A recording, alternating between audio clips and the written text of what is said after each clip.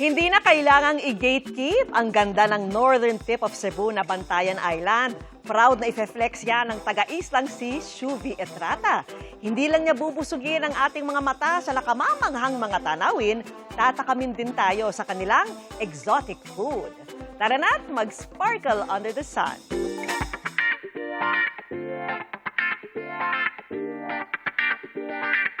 Ilang weeks na lang matatapos na ang summer. Meeting ng Bantayan. Let's go!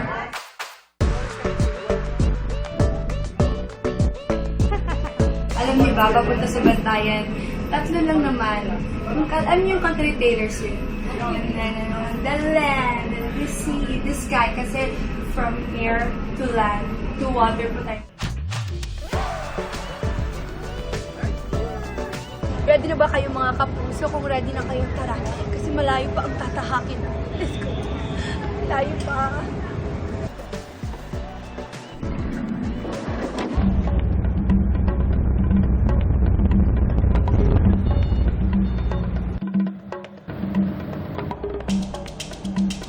Naiinip pa kayo guys. Oh my gosh, this is the last step. Malapit na po tayo and you can see the beach right here.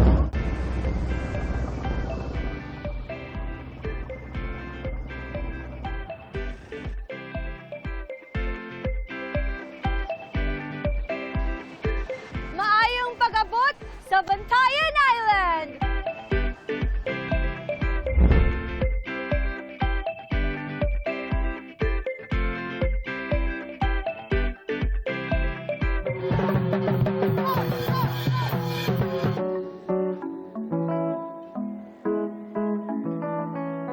Ang una po nating activity na gagawin ay ang parasailing at makakasama nga natin dito si Kuya Alvin. Hello Kuya Alvin, magandang umaga!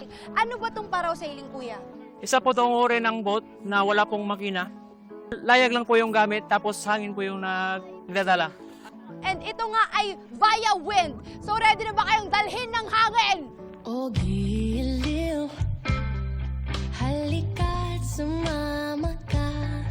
Tayo ay mahikang magkahawakang kamay. Sobrang ganda dito. Sobrang gaan sa feeling. Nawawala lahat ng problema mo. And ang galing kasi, yung paraw lang talaga naglaylayag sa amin, guys. Sobrang galing ng mechanics niya.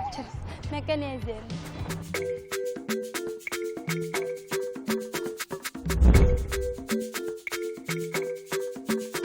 After 123 hours, charis, dumating na po tayo sa Virgin Island. Pupunta ang mga turista dito, or kami, locals, pupunta kami dito pag may sineselebrate kami.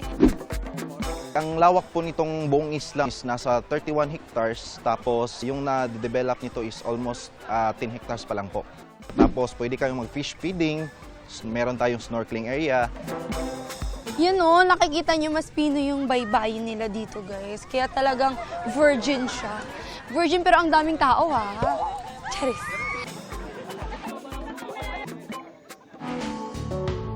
Iba yung nabibigay na saya ng isla sa akin.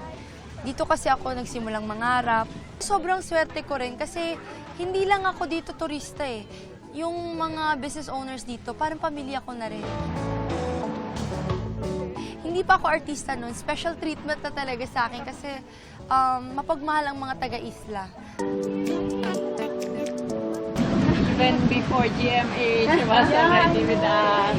Shubi yung ano namin, our baby here. So, always welcome here. Her home here.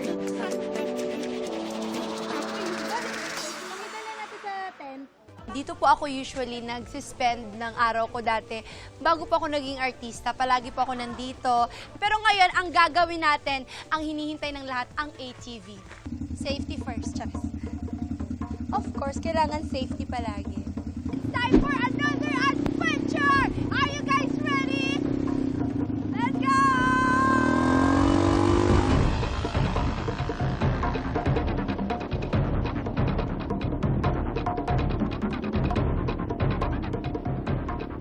Every time people ask me kung saan ka lumaki or saan yung home mo, where do you feel at home, sinasabi ko po talaga Bantayan. Kasi dito ako nagkamuwang and dito ko naramdaman yung pagmamahal na unconditional. And it came from my grandmother. Guys, daan tayo sa lola ko. Dito siya nakatira. It's my lola! Ang dahilan kung bakit nabuo ang isang Shubi Etrata.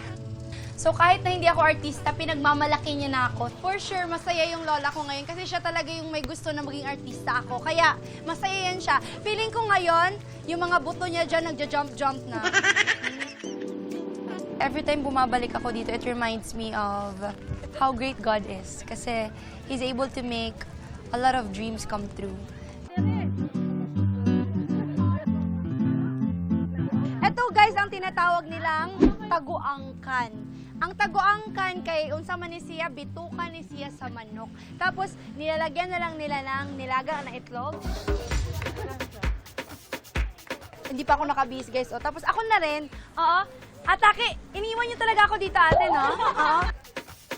Usually, ang kinakain kong intestine yung maliliit. Yung maliliit na isaw. Pero ito, ang laki niya.